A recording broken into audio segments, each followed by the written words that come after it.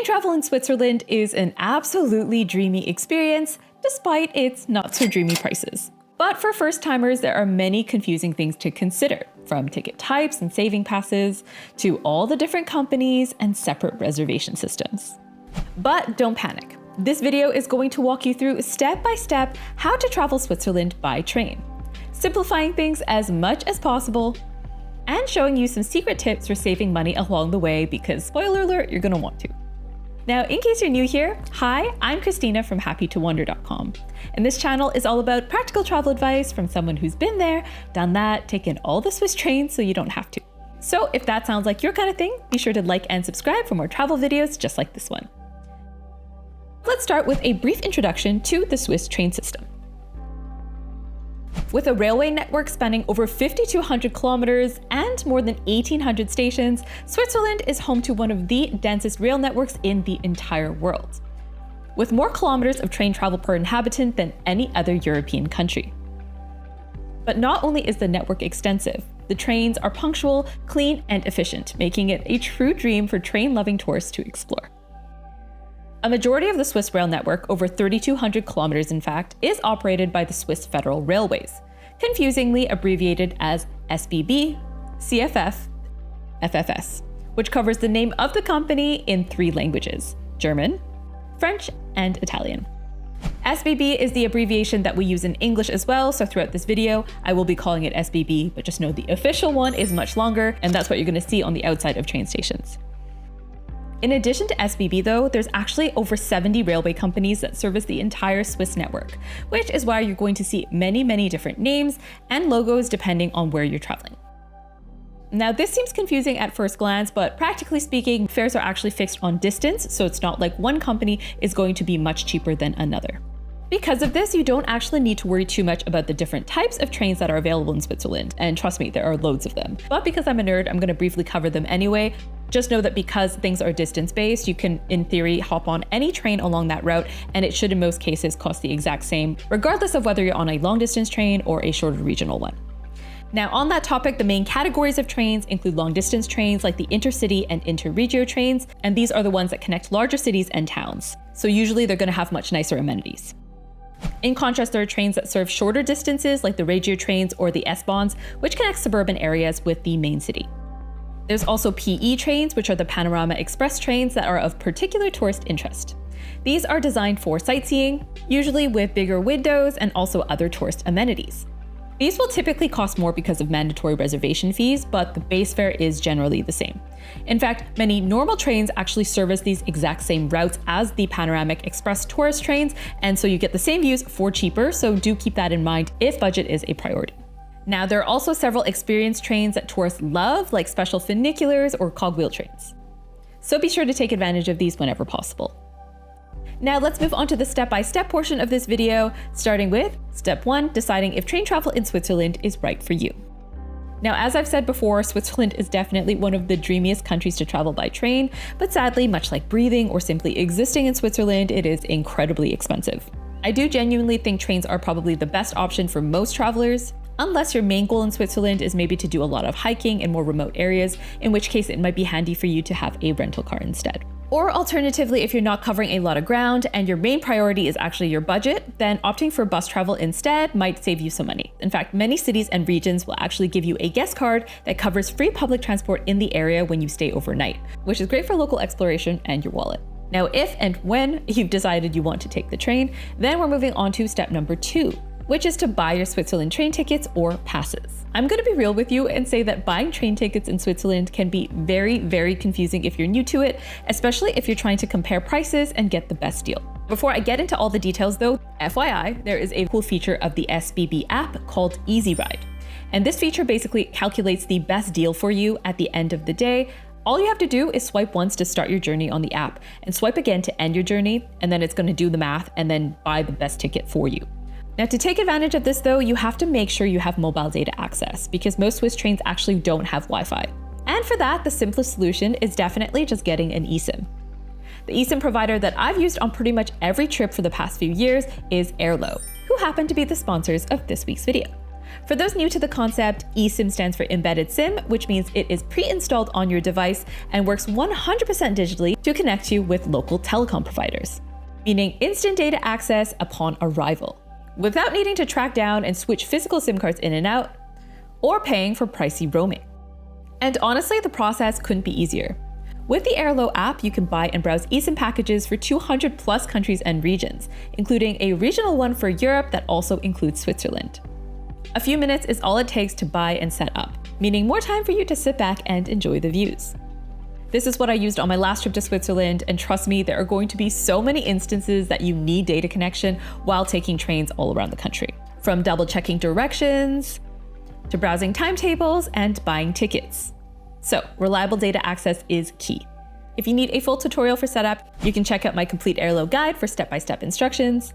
And be sure to scan this QR code for a link to download the app, and use the code HAPPY3 to save money on your first purchase. So thanks again to Airlo for sponsoring this week's video. Now let's continue with a discussion of the main decisions that you need to make when you are buying train tickets in Switzerland. Firstly, point-to-point tickets versus passes. Secondly, first versus second class. Third, where to buy from. And fourth, reserved versus unreserved seats. I'll now cover each one in detail.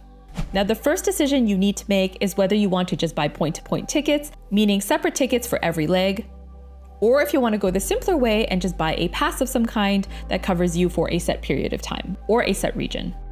As I mentioned before, generally speaking, train tickets in Switzerland are fixed in price based on distance, meaning the price doesn't actually change based on demand like it does in some other countries. There's also an unlimited number of regular tickets, meaning regular tickets for trains do not ever sell out. And very crucially, for people who want the most bang for their buck, with regular tickets, you can actually break up your journey along the selected route as often as you like and get on and off the train at any stop, so long as you complete your journey before the end of your validity period, which is really, really handy if you want to just check off a few more destinations. For those who can plan ahead though, there is something called a Super Saver fare that is cheaper, but these are limited in number, which means you do have to book ahead to score them. These are essentially discounted tickets for one specific train that is up to 50% off the full price. And you can get these by buying ahead of time, sometimes even just the day before if it's not sold out. The trouble with these though is that you are bound to the one train that you bought a ticket for, meaning that exact route and that exact departure time that you bought for. So this is really going to limit your flexibility and you're not going to be able to just hop on and off on the way to the destination. Honestly, for most travelers, buying point-to-point Super Saver tickets ahead of time is going to work out to be the most cost-effective option. Even point-to-point tickets at full price will probably be cheaper than a pass if you're doing just one or two big journeys here and there during your trip. But be very careful. When you first search train prices in Switzerland, you might find that they're actually not as expensive as you thought. Actually pretty affordable even. Now, this is a trap, because very often the first price that they show you is the half fare, which assumes that you have something called a half fare card. So if the fare looks suspiciously cheap, this is probably why. Half fare rates actually apply only to two groups: young people from 6 to 15 years old inclusive, and those who hold something called a half fare travel card, or the tourist equivalent, which is slightly cheaper, the Swiss half fare card. This is a card that costs you 150 francs for 1 month, but then entitles you to up to a 50% off discount on all journeys by train, boat, bus, and most mountain railways, and also up to a 50% discount on public transport in over 90 cities. In other words, if your trip is longer and you plan to take a lot of trains and public transport, this card could save you quite a lot of money. Unfortunately, the only way to know if the half fare card is worth it is to do the math. But don't worry, I do have a free spreadsheet that I've created that can help you do the math really easily. This is the spreadsheet that I used myself on a recent trip, and with it, I realized it was way more cost effective for me to actually just buy point-to-point tickets. So yes, do use it. I'll be leaving the link in the description. Now, with all that said, if you plan to take a lot of trains, especially the pricier tourist ones, and if you value flexibility above all else and don't want to commit to buying tickets in advance, then a pass might make sense. The most low-key pass that's easy to make worth it is a Saver Day Pass. It is as it sounds. You get to travel on the GA travel card area of validity for the entire day for one set price, which might make sense if you plan to take a lot of trains, like if you're doing some day trips, for instance. This price depends on the day and whether you book first class or second, but it's very clearly listed on the SBB website, so be sure to check it out. Much more expensive are other passes like the holy grail of Swiss tourist passes, the Swiss Travel Pass. This monster of a pass includes free travel by train, bus, and boat, free travel on panoramic trains plus seat reservation and/or surcharge, free use of public transport in over 90 Swiss cities, free entry to over 500 museums, included mountain excursions like Rigi, Stanzerhorn, and Stoss, up to 50% discount on other mountain excursions, and up to 30% discount on SBB railway offers. Now with this pass, you can choose from two types: continuous for a set number of consecutive days, or flexi for a set number of days in a set time period. Both of these have first class and second class options, which of course means a confusing swirl of pricing and options. Overall, if your priority is convenience, it doesn't get easier than this. One pass and you have ease of mind because you're pretty much covered for everything. And if you are a museum person, all those are included as well, and they tend to be quite pricey in Switzerland. Do take note though that the key selling point here really is convenience, because if you crunch the numbers, honestly, it's going to take a lot of train rides and a lot of museums for it to actually be worth it. But again, the only way to know for sure is to just compare the costs and do the math. Now, if your travels are concentrated in one particular area, it might also be worth it to look into regional passes. And these passes are going to cover transport in specific areas, like the Jungfrau Travel Pass, the Berner Oberland Pass, the Le Mans Alpes Regional Pass, or the Luzern Travel Pass, formerly known as the Tell Pass, that covers central Switzerland. Bearing in mind, all these passes have discounted versions as well for holders of that half-fare card. So factor that into the math and see how confusing this can all really get. Now, for extended stays of at least 6 months, a GA travel card is another possibility. This is a card that gets you unlimited travel, but let's be honest, most visitors won't be staying that long. The last pass I'm going to mention is the Eurail Global Pass. If you are planning a longer trip that involves other countries in Europe, then this might be worth looking into because it is valid across over 30 countries. All right, exhale. That was a lot, but I hope the breakdown was helpful and not too confusing. Now we're finally on to the second consideration, which is first versus second class. Now, pretty much every train ticket you buy in Switzerland, you can choose between first and second class. And honestly, trains in Switzerland are so pristine that even second class is comparable to first class in a lot of other countries. The difference isn't really that crazy dramatic, it'll just be less crowded, the seats are slightly bigger, and you'll have a bit more space. As a solo traveler, I also do appreciate that first class has single seat configurations as well. But it's not like first class is being served steaks and wine, while second class gets nothing. Again, it's not too dramatic a difference. You even have the option to buy a first class upgrade on specific routes if you want. Let's say you have a second class pass, but you really want to experience first class for a specific journey, then you can just buy an upgrade. So it's really easy to do that as a little compromise. And that's just available at the ticket machines or through the SBB app.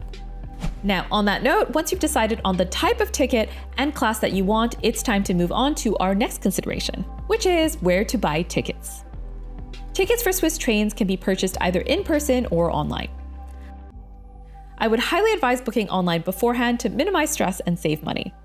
In person, you would typically buy your tickets from a digital kiosk like one of these, which allows you to switch to your language of choice. So there isn't too much of a language barrier, but it still can be very overwhelming for first-timers to navigate. So I find it's easier to just buy online, where you have two different options, either buying directly from the train operator's website or getting tickets through a third party. Now, I have a full video that deep dives into the pros and cons of third-party sites, but generally, if you are staying in Switzerland the entire trip, I would say book directly. This is going to be the cheapest because third parties often add on a service fee. Plus, the SBB app is truly fantastic and easy to use, so you really don't need to use any other service. Just make sure you do create an account rather than check out every single time as a guest, because any refunds on guest accounts actually incur a 10 Swiss franc fee. So just make the account. Now, I would only maybe book with a third party if you're planning on doing a huge trip across multiple countries in Europe and you want to keep all your train tickets just in one app rather than scattered around. But yes, if the best price is your goal, then stick with direct bookings. For direct bookings, you can make those either on the SBB website, the SwissRailways.com website, which is the official ticket shop run by SBB, or through the official website of whichever company actually operates that train, like the RHB Ration Railway, for instance. This might seem confusing, but in practice, the user experience on the SBB website is great, and you won't usually need to deal with individual operator websites unless you're booking reservations for special trains. Now I'm going to show you how to buy tickets online, step by step. So even on the SBB front page, you can search tickets up, so enter your departure point and destination. Then it's going to open up all these options. From here, you can choose your date of travel, time, and most importantly, the price display. As I mentioned before, the half fare is usually the default. So if you don't want to plan to get a half fare card, do make sure that full fare here is checked off so that you don't get misled.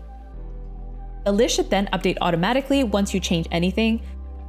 And if you're not picky, you can just scroll through the options, keeping an eye out for this percentage sign, which indicates a Super Saver ticket is available. Now, if you want to get really specific with your search parameters, you can even click on this button here with the little toggle switch icon. And from there, you can actually filter by transport type, bike friendliness, accessibility, etc. Again, remember that for full price tickets, the ticket is valid on that route for the entire day. So it doesn't really matter which specific train you get. But if you are going for a Super Saver ticket, that ticket is very much bound to the specific train, journey, and time that you've booked for. Now, once you found the one you want, you go to select tickets and choose from there which ticket you want. The full price one that is valid on that route all day, or the Super Saver one, which is again bound to that specific journey. There is a slightly pricier Super Saver Flex option as well that lets you get a refund on the ticket before departure. And also a Saver Day Pass if you want to go for the whole day and you want unlimited rides for the whole day. You will then be prompted to sign in or make an account. Again, I would really recommend you make an account because then you can easily request refunds without an extra charge. And it just keeps things a little simpler as well for future purchases, because then your information is already all saved and you don't have to enter it every time. Then when you're signed in, you enter any info and any discount cards that you might have. Check off if you're bringing any dogs or bikes, as this does cost extra. And then you can check out by entering your payment details, self-explanatory. Now, the process is very similar on the app as well. And I do prefer the app because then you can just use it on the go. Now, if you want to buy tickets on a machine, here is a quick tutorial. You'll find these machines everywhere around train stations, so when you find one, first tap on your language of choice, and then press the button corresponding to what you're hoping to buy. If you want a point-to-point ticket, simply enter your destination, but sometimes you'll find that they'll help you out with buttons that show popular destinations that people often buy for. So if that applies to you, just press one of those. Do note though that you cannot buy Super Saver tickets on the machine, only point-to-point ones at full price. You can also buy extension tickets if you want to take the train beyond the zone of validity for any guest card or pass that you have, get a day pass, or a class upgrade ticket. If you just want a point-to-point ticket though, search up your destination, scroll through the options to see departure times, and pick the one you want. Then press pay, and watch the magic happen. Again, since this is a regular price ticket and not a Super Saver, you aren't actually bound to any particular departure so long as it's on the date of validity. But it's good to have an idea of departures since you're already at the station and presumably ready to go. Now, to show you a similar process on a different looking machine run by a local train operator rather than SBB. In this example, I was actually buying an extension ticket, but as you can see, the interface is similar and the process fairly seamless as well. Overall though, to save money and stress, I would still recommend booking online or with the SBB app. Or if you're just doing point-to-point travel, why not take advantage of Easy Ride so that you can take the guesswork out of it? Now for passes, what I would do is go to the specific passes website, or again, SwissRailways.com for things like the Swiss Travel Pass or Swiss Half Fare Card. These passes are usually available on third-party sites as well, like Get Your Guide or Klook. Now, if you have coupons or if there's sales on these sites, sometimes you can actually get them even cheaper than buying direct. But otherwise, the cost is usually pretty similar. I still generally prefer to book directly when possible, but it never hurts to check all the different options if you're looking for the best deal. Now, if you are set on buying direct though, do note that many third parties are very cleverly branded to look quite official. And it's incredibly easy to accidentally buy tickets from a tour operator or a travel agency without even really realizing it. If this happens, don't worry, it isn't the end of the world. If it is a reputable agency, which it usually will be if it's in like the first few pages of Google, then the tickets are still gonna work. But at the end of the day, booking directly is going to get you the best customer service and usually the lowest possible price. So again, try to make sure you're booking direct. Now, finally, onto the last consideration, which is reserved versus unreserved seats. Most trains in Switzerland do not require reservations. The only notable exception are the tourist-oriented scenic trains where a reservation is mandatory, like the Glacier Express, Bernina Express, and the Gotthard Panorama Express. If you're desperate to secure a seat though, maybe let's say you're traveling during a peak time, then this is going to cost you 5 francs. On the longer distance trains where they have one, you can actually make a reservation for the dining car as well, which could be a nice experience if you're into that. Now there is a catch and a very, very important thing to note. In Switzerland, reservations and base fare tickets are booked separately. This means if you have a reservation, your ticket is essentially in 2 parts, the base fare and the reservation fee. Now, I have personally witnessed firsthand how this catches first-timers off guard because they might buy a reservation and think that's their ticket, when that ticket is in fact only for your reserved seat and not for the train ride itself. And then the inspector comes and makes you pay a bunch extra. So again, if the ticket seems suspiciously cheap, it is very possible that you bought a reservation and not the actual ticket. Make sure you read the confirmation email fully to understand which one you have. Lastly, if you're traveling with a bike, or with a pet, do know that there are add-on tickets that you must buy in order for them to board. Now, before we move on, I'm just gonna share a few more tricks for saving money on tickets. First, Switzerland is an amazing country to have your birthday in because they actually give you a lot of free stuff, including select mountain excursions like a free ride on the Disembark, or a free cableway trip from Stachelberg or Mürren over to Schildhorn and back. Or if you want to take one of my absolute favorite rides of all time for free, MOB actually offers a free first-class day pass on your birthday, so you can ride the Golden Pass Belle Époque and others for free, which is just the craziest deal. Now, age-wise, if you're under 25, you will qualify for some discounts as well. From special travel cards to free rides if you're actually under 6 years old, and 50% off if you're between 6 and 16. Switzerland is a great place to be young. You can also look into Explore and Rail tickets to save money for attractions and day trips as well. They have tons of options that give you savings when you combine train travel with admission to attractions or activities. All right, with your tickets booked, it's time to move on to the day of your journey. With step 3, my personal favorite, which is to get snacks. Before heading to the station, I highly recommend making sure you have some snacks on you or drinks. While some longer intercity trains will have a dining car with options for food to buy, they can often be pretty mediocre or expensive. At the very least, make sure you have water or something to drink. Just in case you're hit with a delay, but I mean, it's Switzerland, so you probably won't. As I mentioned in my Switzerland travel tips video, the best budget-friendly grocery stores in Switzerland are Aldi and Lidl or Denner. Some good deals can also be found at other stores as well though, if you are looking for the store brand specifically, like M-Budget at Migros or Prix Garanti at Co-op. Be sure to check out my full Switzerland travel tips video for more information like this.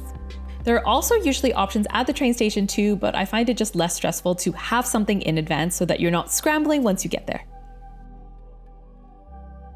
Now let's move on to the next step, which is to arrive at the station. First off, before leaving, do double check that you are headed to the correct station. Many major cities in Switzerland will have multiple stations, which can cause some confusion if you're not used to the layout of the city. Now, if it's your first time at the station, I really recommend you get there 30+ minutes before your departure time, because some train stations in Switzerland can be so massive and confusing, like Zurich Hauptbahnhof, for instance, which has 26 tracks spread across different sections. If you're nervous though, something I find super cool about Swiss train stations is they actually have really robust station maps available online, so you can easily preview where you need to go, or at least get your bearings a little bit before departure. Now, if you are taking public transport and arriving at the train station in one of the big cities, you might actually find it's a little bit tough to find where the trains specifically themselves are departing from, just because often these stations have multiple levels, and they do serve as a transport hub that also serves other smaller trains and buses and modes of transport as well. So in any case, what you should do is look for train signs like this, and that's going to point you in the direction of the platforms. Now, when you get to the main concourse of the train station, your priority is finding out which platform your train is on.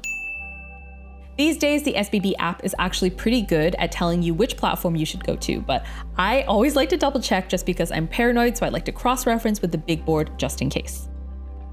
Unlike in some other countries, usually platform information is available quite far in advance for Swiss trains, so just take a good look at the board and you should be good. You don't usually have to wait for the platforms to be announced. Now, if you don't immediately see your personal destination on the board, don't panic. Usually what's going to be listed there is actually the final destination of the train. So to find your departure, try to find a match in terms of departure time and also the train number. And then when you see the main destination in bold, you can go to Via on the right, and that's going to show you a bunch of other towns that train is going to stop at en route to the final destination, again, shown there in bold. Now, in addition to knowing the name of your destination in English, something I will stress is it's very important to know the local name in any local languages as well. And that's because that's typically the name that's going to be shown on the boards and also on the sides of the train. So instead of Lucerne, as it's known in English, the signs will usually say Luzern with a Z. Now in Switzerland, sometimes the name will be shown in multiple languages, as is the case with some bilingual towns like Biel and Bienne, but most of the time they go by the name of the city as it is known in the destination. So if you're in the German part, German, Italian part, Italian, etc. Another one to look out for is airport in the local language. So if you're going to the airport in Zurich, for instance, where the main language is German, you would look for Flughafen. If you're going to the airport in Geneva, where the main language is French, you'd look for Aéroport.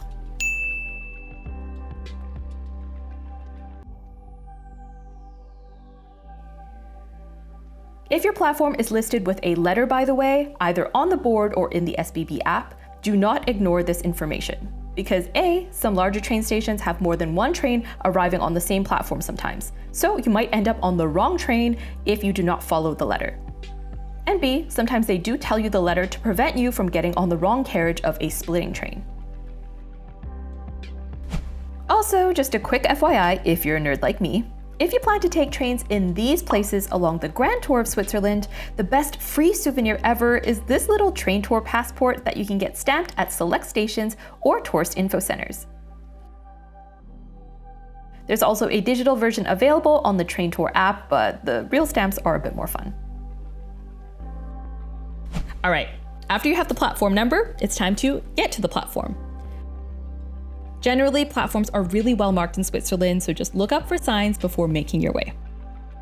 Generally, there are no fare gates at train stations in Switzerland, so all you need to do is just find your platform and go.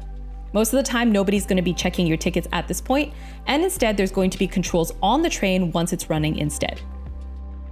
When you get onto your platform, do double check it's correct by confirming either on one of the boards or on a screen that's on the side of the train that you're in the right place, because you don't want to get on the wrong train. After that, you can proceed to step 6, which is to find your carriage. Now, whether you're looking for a specific carriage number or just the right class, or even the dining car, do be sure to look up at the electronic signs that are available on the platform. Usually, these signs are going to have a little graphic on the bottom that shows you the class number of the carriage and also the carriage number relative to a letter.